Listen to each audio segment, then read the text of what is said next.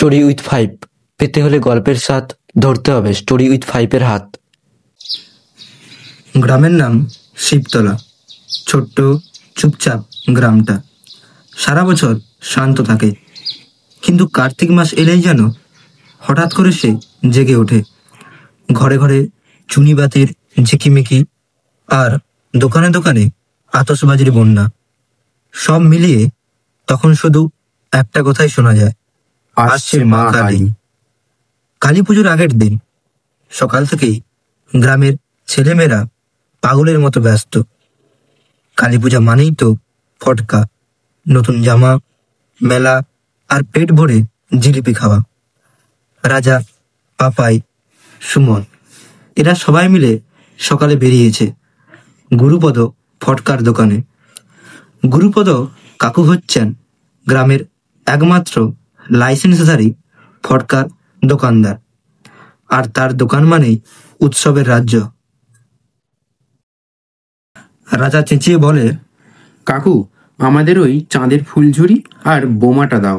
গুরুপদ কাকু হেসে বলেন, তোমাদের মতো দুষ্টুদের হাতে আমি ওই বোমা দেব না, না হলে তোমরা কালী পুজোর দিন পুরো পাড়া উড়িয়ে দেবে। পাপাই তক্ষুনি কাকুর পায়ে হাত দিয়ে বলে, না কাকু, আমরা খুব সাবধানে ফাটাবো, মাটি থেকে 10 হাত দূরে গিয়ে। সবাই হেসে ওঠে, এমনকি গুরুপদ কাকুও। শেষমেশ এক ব্যাগ ভর্তি ফুলঝুরি, চরকি, রকেট আর 2টা ছোট বোমা নিয়ে ছেলেগুলো বেরিয়ে পড়ে। হাঁটতে হাঁটতে রাজা বলে, দেখবি পাপাই, এবছর আমাদের ফটকাই সেরা হবে। সন্ধ্যা নামতেই পুরো গ্রাম যেন আলোয় ঢেকে গেল। প্রতিটা বাড়ির বারান্দায়, জানালায়, ছাদে ঝুলছে রং বেরঙের চুনি লাইট। রাজার মা কড়া গলায় বললেন, এই রাজা, আগে দরজায় লাইটটা লাগিয়ে দে, তারপর ফটকা। রাজা মুখ গোমড়া করে বলল, মা, আমি কটা হাতি নাকি, এত উঁচুতে কেমন করে লাগাবো? মা বললেন, হাতি না হলেও দুষ্ট তো বটেই। বাবা এসে মইটা এনে দিলেন। রাজা, সুমন, পাপাই সবাই মিলে লাইট লাগাতে লাগাতে হাসতে লাগলো। একদিকে লাইট জ্বলছে, অন্যদিকে পাপাই ভুল করে মাটিতে পড়ে যাচ্ছে। উফ, এইবার তো আমার প্যান্টটা পুরোটাই কাদায়। কালী পুজোর একদিন আগে গরু পুজো। গ্রামের সবাই তখন গরুগুলোর গায়ে হলুদ মেখে গলায় মালা দিয়ে সাজিয়ে তুলেছে। রাত নামতেই শুরু হলো পাড়া জুড়ে ফটকার উৎসব। পাপাই একটা রকেট জ্বালালো। দেখো, ওটা আকাশে গেল। সুমন বলে উঠল, ওই রকেটটা তো সাঁতার জানে রে। তারপর শুরু হলো চরকি যুদ্ধ, কার চরকি বেশি ঘুরবে। রাজার চরকি ঘুরছে এমন জোরে যে সুমনের পায়ে গিয়ে পড়ে। আয় বাপরে! আকাশে তখন ঝলমলে আতশবাজি, লাল, সবুজ, নীল আলো ছড়িয়ে যাচ্ছে চারিদিকে। রাজার মা তখন বারান্দা থেকে বলেছেন, এই রাজা, সাবধানে পড়াস না। রাজা উত্তর দেয়, মা, পোড়াবো না, শুধু একটু ঝলক দেব। অবশেষে এলো সেই প্রতীক্ষিত রাত, কালী পুজোর রাত। গ্রামের কালী মন্দির সাজানো হয়েছে যেন রাজপ্রাসাদ। বড় বড় আলপনা, প্রদীপ আর বাতাসে ধূপ ধুনোর গন্ধ। ছেলেরা নতুন জামা পরে এসেছে, কারো লাল, কারো নীল, কারো ঝিলমিল টি শার্ট। রাজার হাতে ফুলঝুরি আর পাপাইয়ের হাতে চরকি।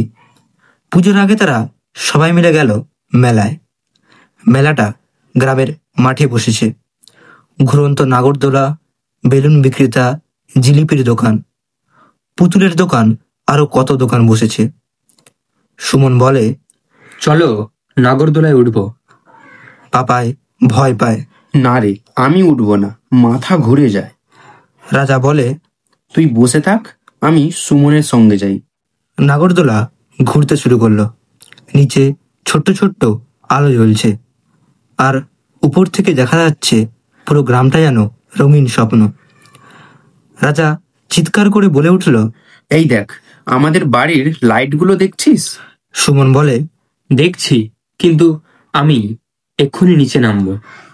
তারপর তারা গেল জিলিপির দোকানে।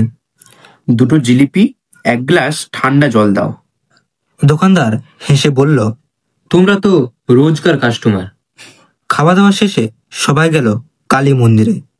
সেখানে ঢাক বাজছে, পুরোহিত মন্ত্র পড়ছেন, চারিদিকে প্রদীপের আলো। রাজার মা আর বাবা প্রণাম করলেন। রাজা চুপ করে দাঁড়িয়ে রইল। ওর চোখে এক অদ্ভুত আলোর ঝিলিক। হয়তো ওর মনে হচ্ছিল এই উৎসবই আসলে গ্রামের প্রাণ। পরের দিন সকালে চারদিক নিস্তব্ধ। মাটিতে পড়ে থাকা ফুলঝুরি, বোমার খোল আর কিছু আধভাঙা লাইট। রাজা আর সুমন হাঁটতে হাঁটতে বলল। দেখলি রে সুমন, কালকের রাতটা কেমন ছিল? সুমন হেসে বলল। হ্যাঁ রে, এমন রাত বছরে একবারই আসে। রাজা বলল। জানিস, আমি কাল আকাশের ওই আলোটা দেখে একটা কথা ভাবছিলাম। কি কথা? যদি এমন একটা আলো সারা জীবন আমাদের জীবনে জ্বলে থাকতো তাহলে কেমন হতো? সুমন হেসে বলল। তাহলে তুই পড়াশোনা করতিস কি করে? দূরে তখন গ্রামের মাইক থেকে করো সাবস্ক্রাইব, শোনো স্টোরি উইথ 5।